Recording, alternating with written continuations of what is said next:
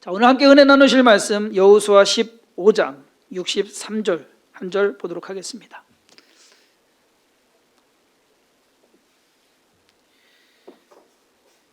여호수아 15장 63절 제가 봉독합니다.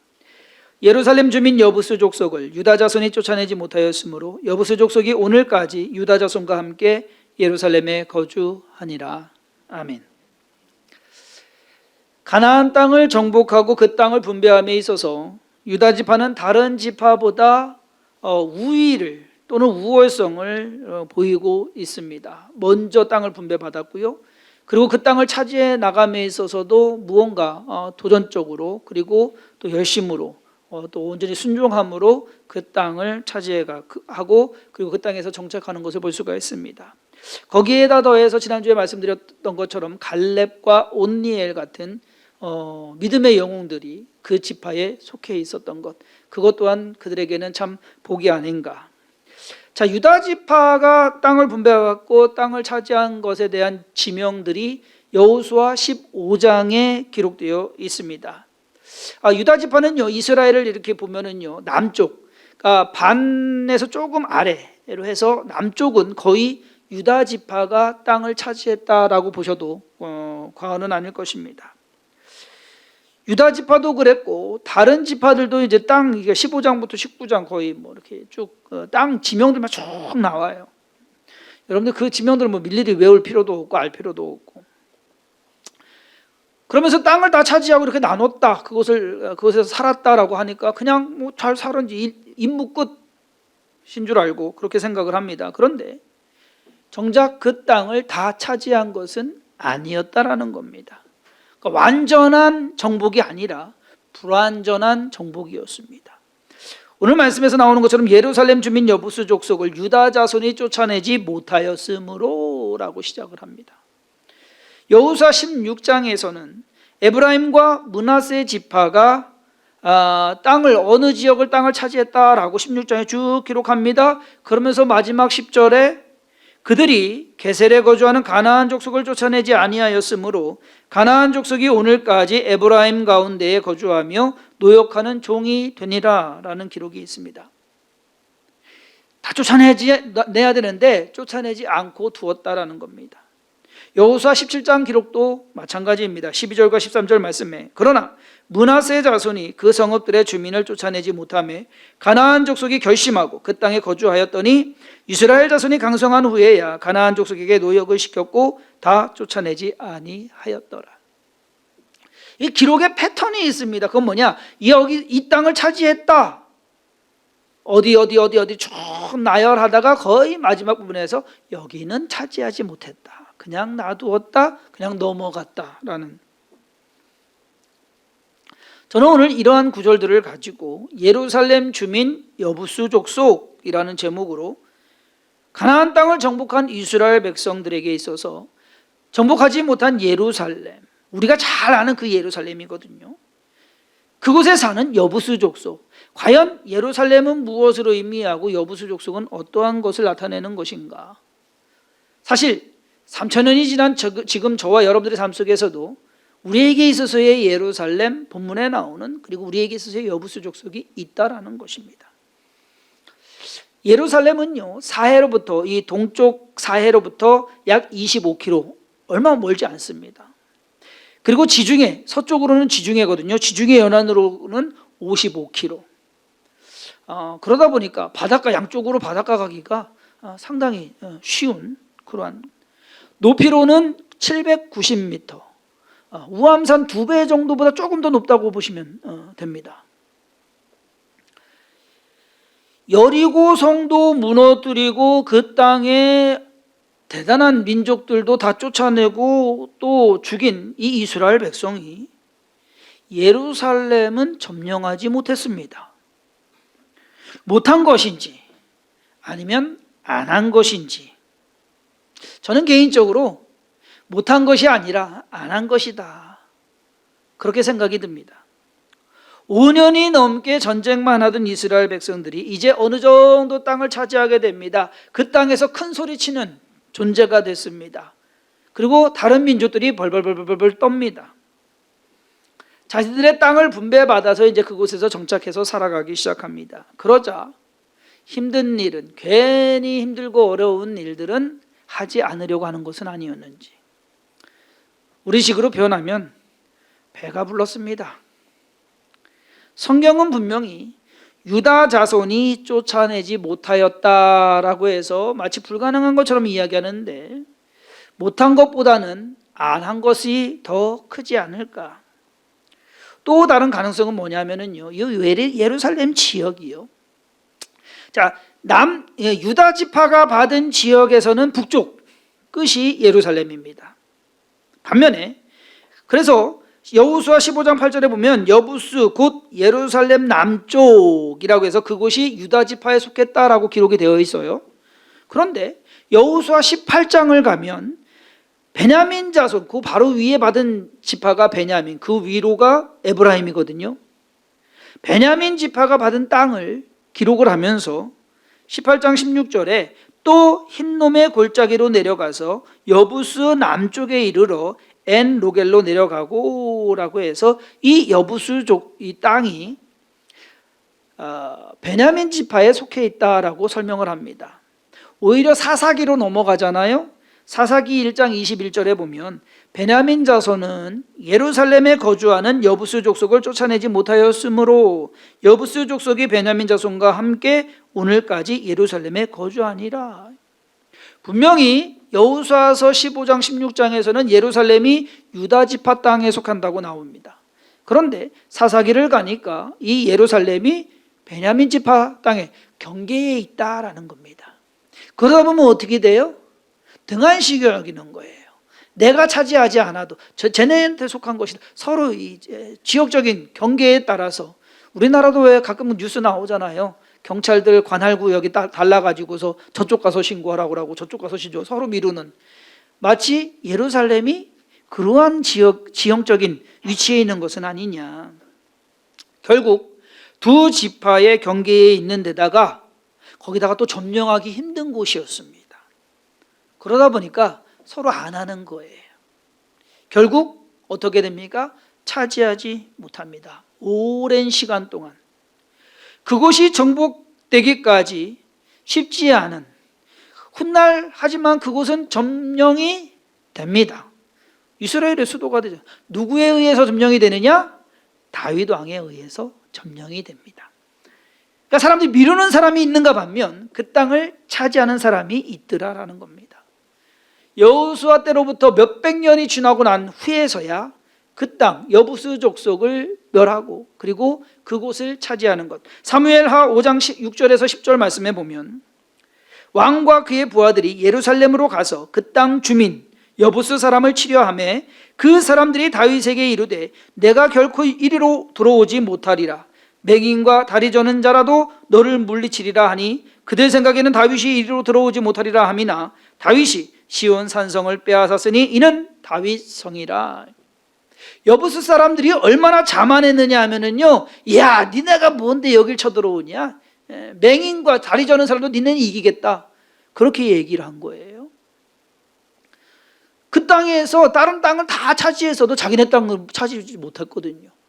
감히 덤빌 생각도 안 했거든요. 그러다 보니까 이 사람들이 오히려 큰 소리치는 그러한 상황이었습니다. 이스라엘 백성들을 우습게 여깁니다. 하지만 결국 다윗 왕에 의해서 그곳은 점령이 됐고 이스라엘의 수도가 됩니다. 자, 오늘 이 예루살렘에 대해서 역사적인 이야기를 좀 나누었는데, 여러분 역사는 되풀이되거든요. 역사 공부하는 거 안 좋으시죠? 머리 아프죠. 연도 나오고 하고서 했던 거 왜 공부하나. 근데 결국 역사는 되풀이됩니다. 그 속에서 우리가 교훈을 얻고 우리가 그러한 상황에 처할 때 그것을 어떻게 대처할 수 있는 것인가, 아니면 더 좋은 방향으로 우리가 그 일을 이루어갈 수 있을까. 예루살렘 주민 여부스 족속, 3000년 전에 이스라엘 백성들에게만 존재했던 것이 아니다라는 겁니다. 오늘날 저와 여러분들의 삶에도 예루살렘 주민 여부스 족속이 있다는 사실을 우리는 알아야 됩니다. 여기에서 예루살렘이 보여주는 것은 뭐냐?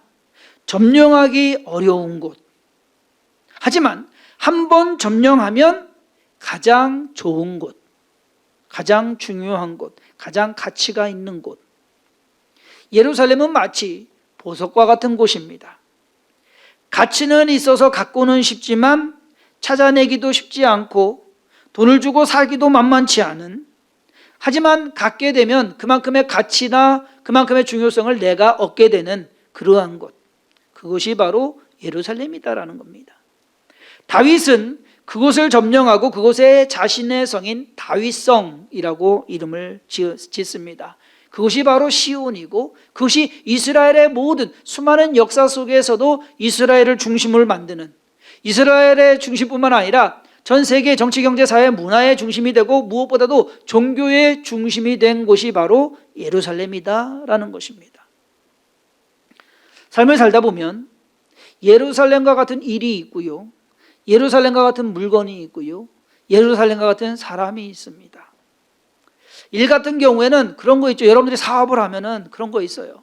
뭔가 일이 주어지기는 하는데 선뜻 대들기가 쉽지 않은, 힘들고 어려운, 이거를 해야 될까 말아야 될까, 그러한 일들 있습니다. 그러한 때 그것을 뭔가 도전하는 마음으로 시도를 하고 그것이 힘들고 어려워도 다 이겨내서 지나오면 그만큼 가치가 있는, 아까 말씀드렸잖아요. 아기 낳는데 첫째 낳은 것보다 둘째가 더 힘들었어요. 조산기에다가 임신성 당뇨까지 생겨갖고서 몸은 붓고, 그래서 애는 4.1kg에 낳는데 낳고 나니까 좋잖아요. 모르겠어요. 그 집이 좋겠죠. 예. 그러한 일들이 있습니다. 뭔가 힘들지만 감당해내면, 근데 사람들이 섣불리 대들지를 않습니다. 요즘같이 공무원 시험이나 임용고시, 옛날에는 뭐 사법고시, 뭐 고시를 그렇게 얘기했는데 요즘은 공무원 시험도 고시 못지 않습니다. 임용고시도 마찬가지로 얼마나 힘들어요. 그것을 하고 나서 합격이 되면 그것이 우리에게 있어서의 예루살렘과 같은 그러한 일들이 아니냐. 무언가 일을 하기 위해서는 내가 뭔가 또 있어야 돼요. 자산도 있어야 되는 겁니다. 운송화 하시는 분이 트럭을 사야 돼요. 여러분 안 싸요. 그렇죠? 웬만한 저기 한 데는 집 한 채 값이에요. 그런데 그것을 해야 되는 게 뭡니까? 그것이 자산이거든요. 예루살렘이 다윗의 모든 정치와 그의 삶의 자산이 됐습니다. 사람도 그런 사람이 있습니다. 예루살렘 같은 사람. 전도하기엔 참 힘들어요. 고장해가지고서 혼자 잘나가지고서 뭐 하나 저기 해도 말은 먹혀들지 않고, 그런데 한순간에 전도가 돼서 나오기 시작하면은 전도한 사람보다 더 믿음 좋은 그러한 사람들이 있습니다. 성경의 인물로는 사도 바울이 그런 사람이었습니다. 예루살렘 같은, 아주 꽉 막혀가지고서 올곧고 타협도 없고, 근데 게다가 열심은 있어가지고서 남달라가지고서 타의 추종을 부러워하는 그러한 사람, 이쪽 끝이었는데 그 사람이 이쪽 끝이 됐습니다. 여부스 족속이 차지하고 있던 예루살렘은 이쪽 끝입니다. 그러나 다윗이 점령한 예루살렘은 이쪽 끝이 됐습니다. 이스라엘 백성들, 그 중에서도 유다 지파나 베냐민 지파 사람들은 자기들 영내, 자기들이 받은 그 땅 안에 있는 예루살렘이라는 그곳에 대한 가치를 몰랐습니다. 그곳을 차지하려고 노력하지 않았습니다. 점령할 아니면 그냥 안주하고 있었던 겁니다. 귀찮다, 아니면 싫다, 위험하다. 다윗이 그곳을 점령하고 나서야 그것이 얼마나 좋은 곳이고 의미 있는 곳이며 중요한 곳인지 알게 됩니다. 우리의 삶에도 마찬가지예요. 중요한 것이 있어요. 꼭 있어야 되고 꼭 소유해야 되고 꼭 우리가 갖춰야 되는 그러한 소중함이나 가치가 있는 것. 어쩌면 우리의 삶 속에서 예수 그리스도가 그러한 분이 아닌가. 예수를 믿는 사람들이, 예수를 믿는 것이 어떤 사람들에게는 이해가 되지 않습니다. 어떤 사람들에게는 필요가 없습니다. 귀찮습니다. 또 신앙생활하는 것 힘듭니다. 그러다 보니까 꺼려집니다. 사람들이 멀리합니다. 코로나19 때문에 대한민국에 지금 교회가 욕먹고 믿는 자들이 외면당하고 있습니다. 이것 또한 어쩌면 세상 사람들로 하여금 예루살렘을 만들어주는 것은 아닌가. 꺼려지고 하기 싫고 믿기 싫고 하는. 그런데 막상 예수 그리스도의 사랑을 알고 그 희생을 하고 그를 통한 구원을 알게 된다면 그것이 얼마나 소중한 것인지, 그리고 얼마나 가치 있는 것인지 감히 비교할 수 없는 그러한 소중함과 가치가 있다는 사실을 알게 됩니다. 제발 성도님들의 예루살렘을 방치하지 마시기 바랍니다. 때로는 우리가 방치해 둘 수 있어요. 때로는 우리가 멀리 할 수 있어요. 아니면은 그냥 귀찮다고 넘겨둘 수가 있습니다. 그러나 우리 자신의 내 삶에 있어서 예루살렘은 뭘까? 이스라엘 백성들도 그렇고 많은 사람들이 그렇듯이 예루살렘을 점령하거나 또는 포기하는 이유가, 점령하지 않거나 포기하는 이유가 뭘까요?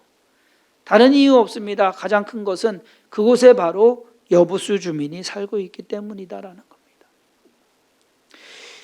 여부수 주민, 예루살렘의 의미와는 완전히 반대되는 주민입니다. 어울리지 않는, 그런데 그것을 차지하고 있는, 우리에게 주는 부정적인 교훈이 있지만 여부수 주민이 헤브론의 그 아낙 자손들 같이, 네피림의 후손들 같이 강한 민족이었을까요? 아니면 블레셋과 같이 철기 문화를 가진 막강한 그러한 군사력을 지니고 있던 사람들이었을까요? 어쩌면 그러한 것보다도 지형적인 또는 지리적인 이점을 살려가지고서 그들 나름대로의 보호막을 치고 있었던 그러한 사람들입니다.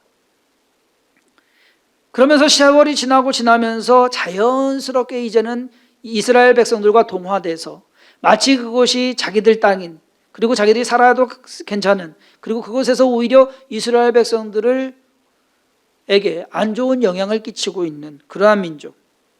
이스라엘 백성은 몇백 년 동안 여부수 족속이 그들 가운데서 버젓이 살고 있음에도 불구하고 아무런 거리낌이나 거슬림이 없었습니다. 그것이 문제가 되는 겁니다.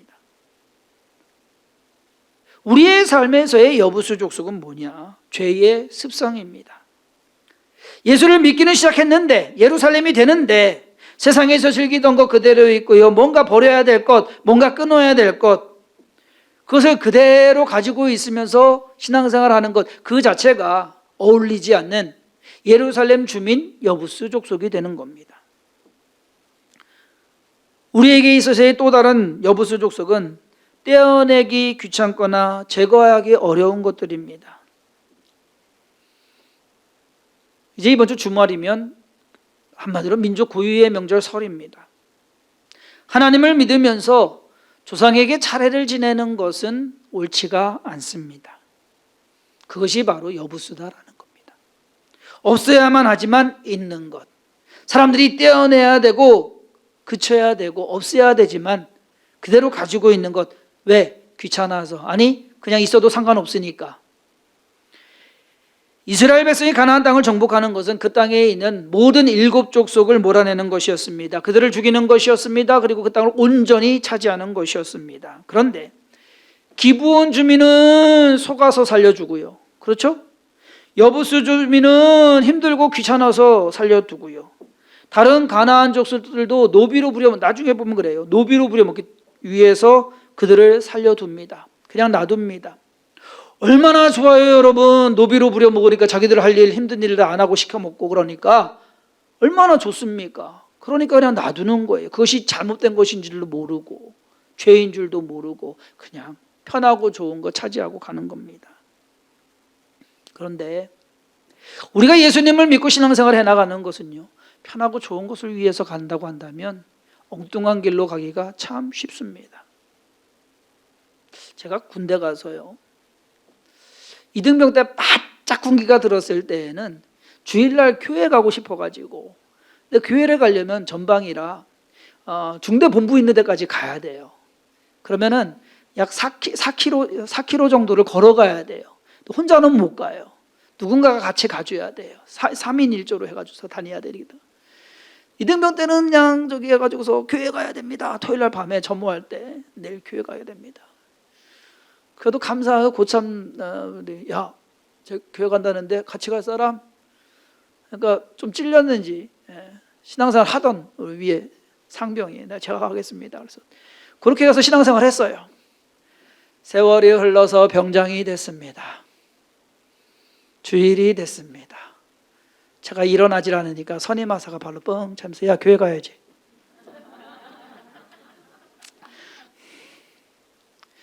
사람이 그렇더라고요.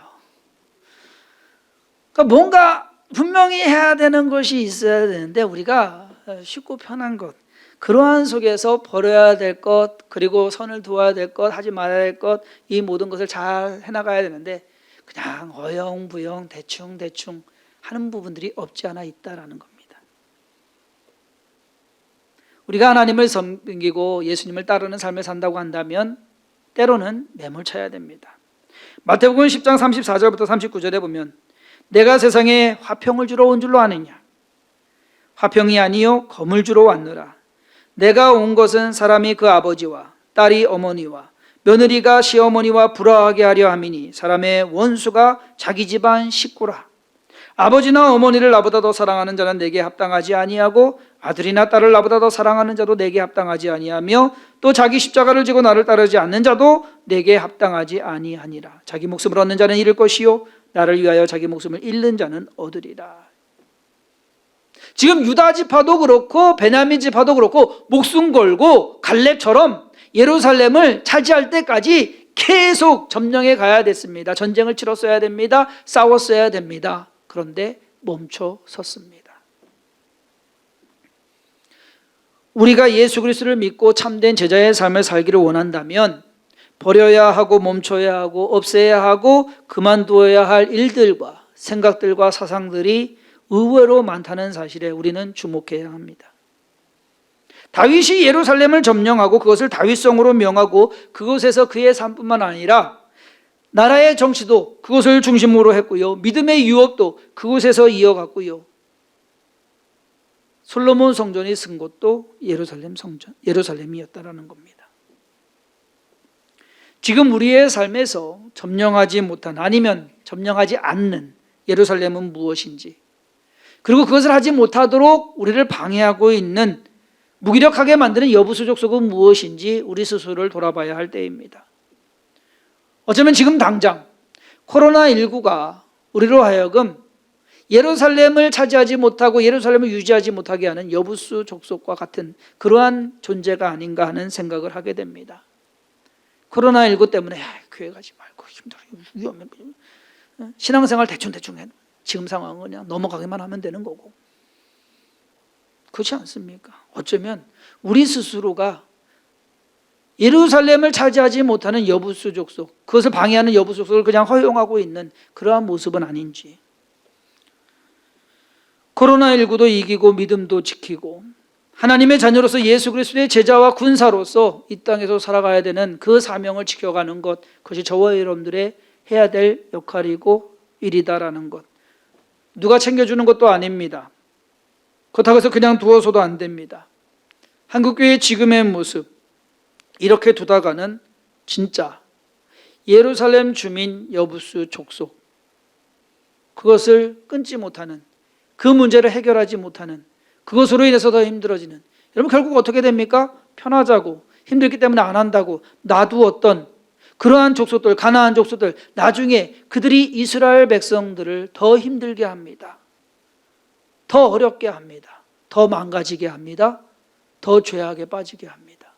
그러므로 오늘날 우리의 모습을 돌아보면서 우리의 믿음을 해이하게 할 것이 무엇인지 우리가 또 명심해야 되고 잘 찾아봐야 되며, 그리고 우리 스스로를 돌아봐서 믿음 가지고 다윗처럼 그것이 힘들고 어려운 지역이다 할지라도, 힘들고 어려운 일이다 할지라도 해야 될 일이다 한다고 한다면 끝까지 이루어 가시는 선원들 되기를, 그리고 주성긴 교회 되기를 주님의 이름으로 축원합니다.